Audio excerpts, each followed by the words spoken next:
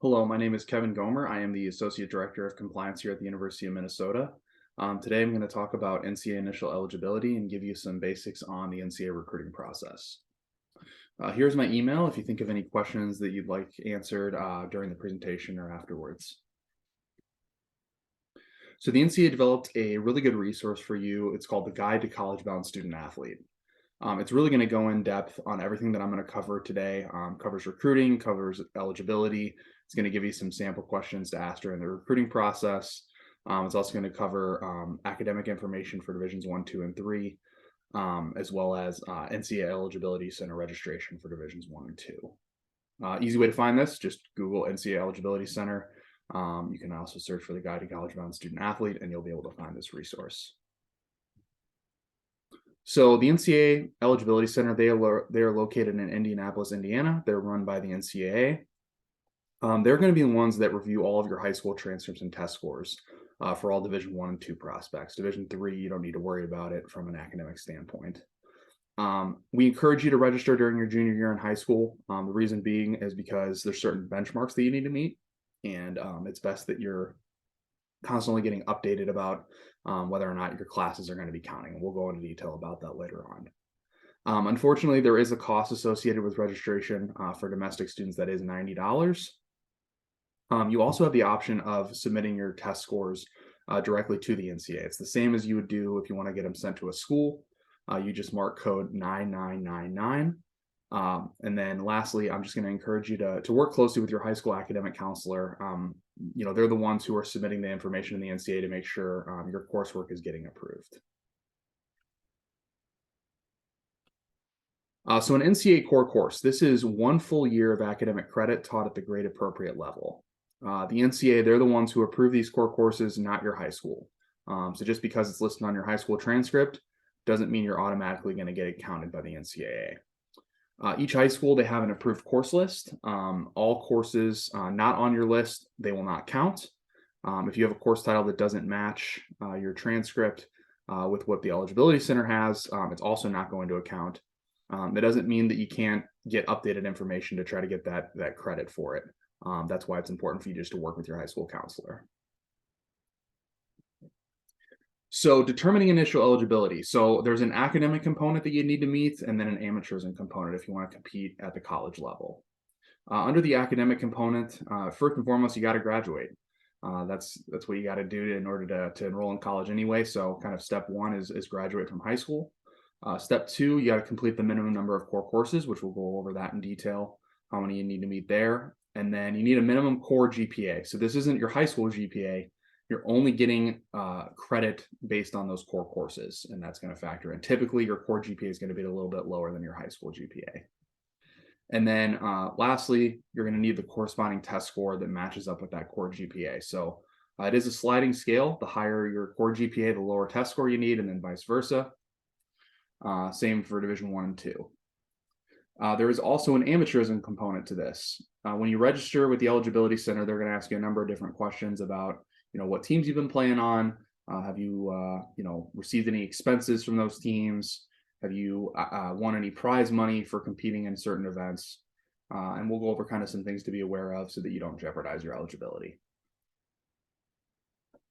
So going into this academic component, the core course requirements for Division 1, you need to complete 16 of these. Division 2 is pretty similar, and we'll go over those as well. For Division 1, you need 4 years of English, 3 years of math, Algebra 1 or higher, 2 years of natural and physical science, including one of those has to have a lab. And then 1 year can be either English, math, or science, 2 years of social science, and then 4 years of additional core courses. So those additional core, they can be any of the ones that I listed above in those categories. And then oftentimes, high schools will also have language courses that will count in this area as well. You need to plan for these, not just graduate.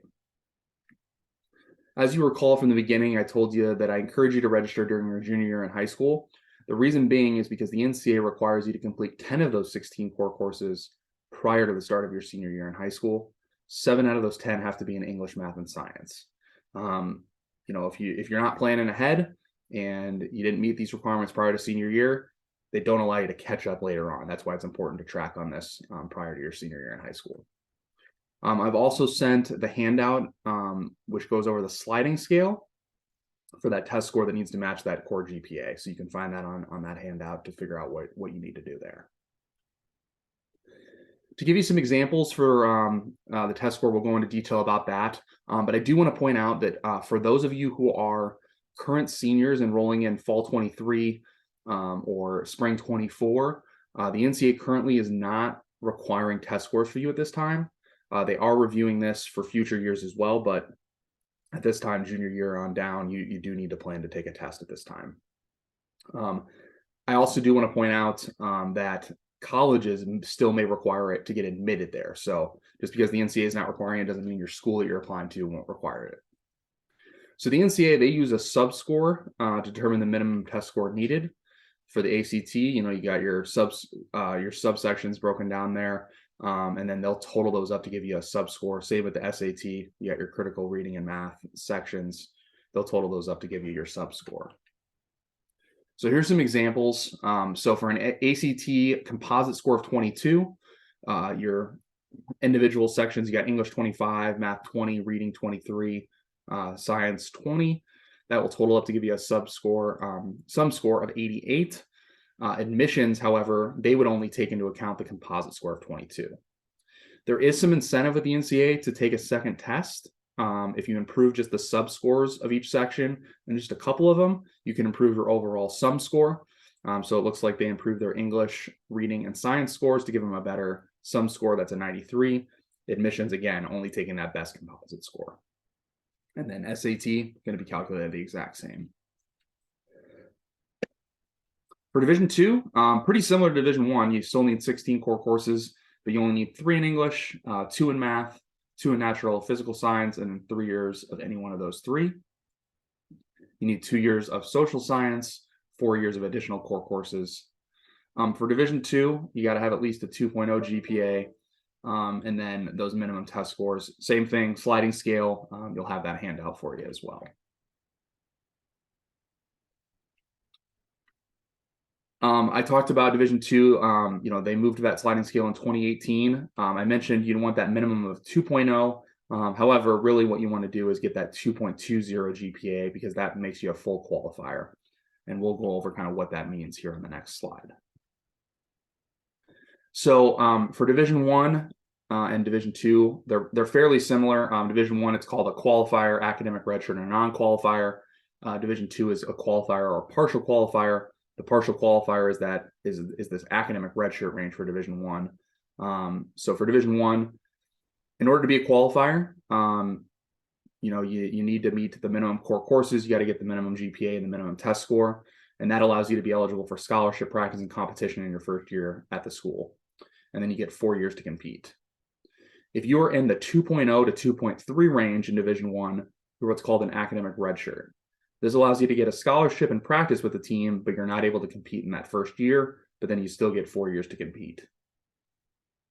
If you don't meet the GPA requirement or the test score for that sliding scale, or you don't meet any of the 16 core courses or the 10 and the 7, you're what's called a non-qualifier. This is not something you want to do because you can't get a scholarship, can't practice, and can't compete in that first year at the school. And then you also get penalized. You only get 3 years to compete, but you do have that opportunity to regain another 4th year. There was some COVID flexibility for fall 23 or spring 24. Like I said, they removed that test score requirement. Still need to complete the 10 and the 7, still got to complete the 16. The one thing that I do encourage you to do, again, is why you want to register as a junior and get your transcripts sent in. You can become an early qualifier prior to the start of your 7th semester. If you're a high achieving student above a 3.0, you got those 14 core courses completed, you could become an early qualifier and you don't actually have to meet the 16.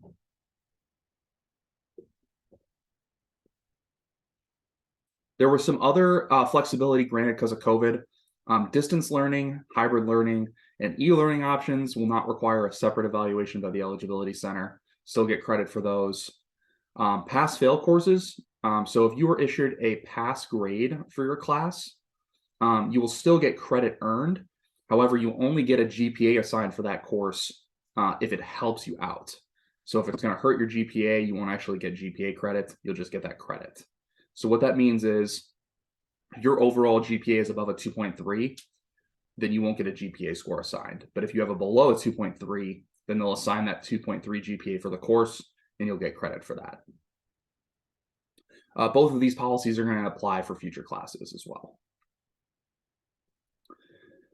So I mentioned this a little bit before, but the college admission process and the NCAA Eligibility Center process, there are two separate determinations. Just because you get one status or get admitted doesn't mean you're going to get the other one. You got to have both in order to compete as a college athlete.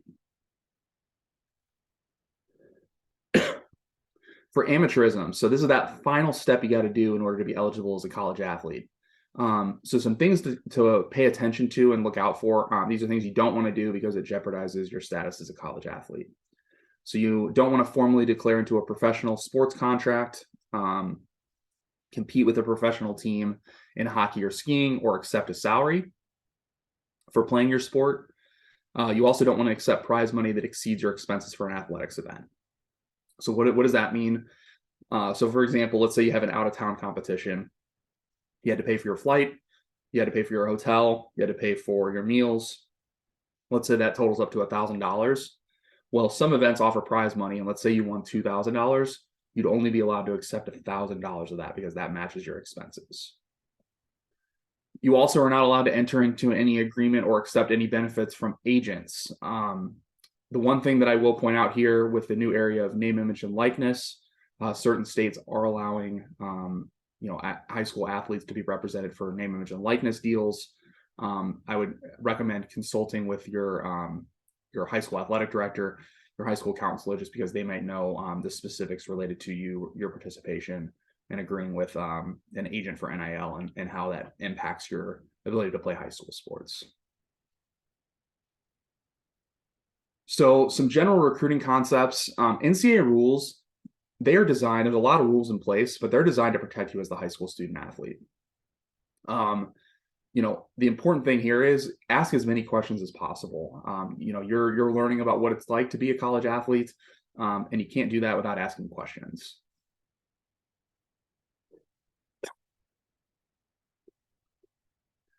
So here's some more general recruiting concepts. So I'm going to zoom in here just so you can get a little bit better idea during the recorded presentation. But you're going to see a number of different sports listed on the left-hand side. If you don't see your sport listed, or there's going to be a separate slide for football, you fall into that other sports category at the bottom. And then each of those has a date associated with it, depending on the column you're looking at. So I'm going to just go over and explain what each of those things are at the top. So we got correspondence and private messages. That's your general text messages, your general emails, or regular snail mail you're getting from a college coach. Incoming telephone calls, that's you placing a call to a college coach. Outgoing telephone calls, that's a college coach placing a call to you. Unofficial visits, that is you paying all of your own expenses to go to a college campus. You're paying your flight, you're paying for your gas money, you're paying for your meals. The one thing you can get is a ticket to a home athletics event. Official visits, which typically start in between, junior and senior year. Our school actually has the ability to pay for you to come to campus. We can pay for your flight. We can pay for your mileage. Once you get to campus, for most sports, we can actually cover your expenses for your family. So you can put all you in a hotel room. We can pay for your meals. We can pay for your entertainment. Off-campus contact, that is when our coaches are going to meet with you off our campus and are having a face-to-face meeting with you. If they're just going to watch your high school event or your travel ball event, that doesn't count as a contact. They're just watching you play. And then the last thing on here is a verbal offer. Typically, for most sports, it's not really legislated. It really just falls under when they can actually have a phone call with you. But for a couple of sports like men's hockey, there is a date associated with that as well. And then here are the dates for football. Just put them in just because they have a really unique rule structure for their sport. So some financial aid and scholarship basics for Division III schools. They do not offer athletic scholarships, but they do offer other financial aid packages, typically tied to academic success. So it's important to apply, and then you can figure out kind of what you're eligible for.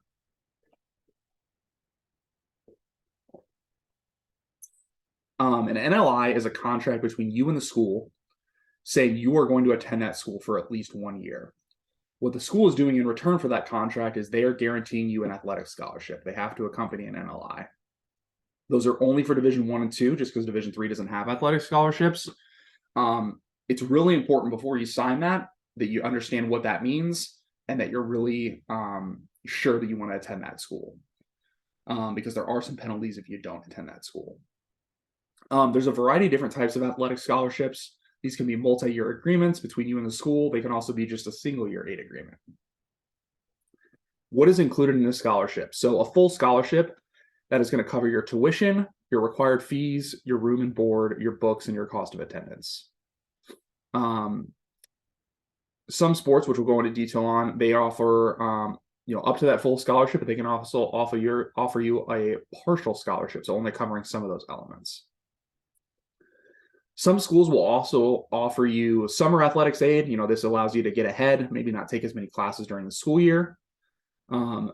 Some schools even offer fifth-year aid. So let's say your first 4 years of school, you compete every year, you exhaust your eligibility, so you're no longer able to compete for the school.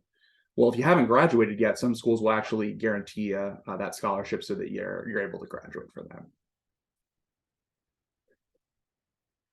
The last thing is, different sports have what's called a head count or an all or nothing scholarship. So if you were on an athletic scholarship at that school, you were on an all or nothing. So you're getting the tuition, fees, room and board, and books. So football, for example, that 85 number, that is the total amount of full scholarships that school has. So they could have 85 people on scholarship. Same with all the other sports up here. Sometimes basketball has 13, women's basketball has 15, and so forth. If you're not on scholarship, you're what's called a walk-on. So you're not getting any of those things covered, but you can still get some meals with the team. You can get your gear. It's just you're not getting any of your school covered.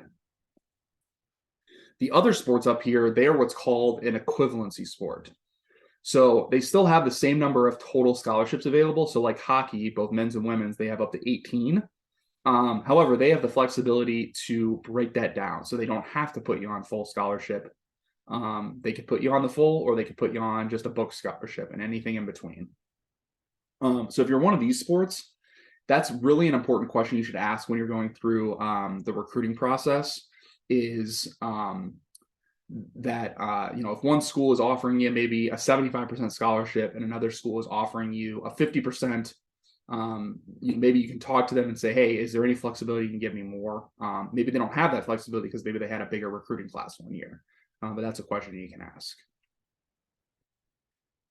And that is all I have for you today. Like I said, my email address is up here.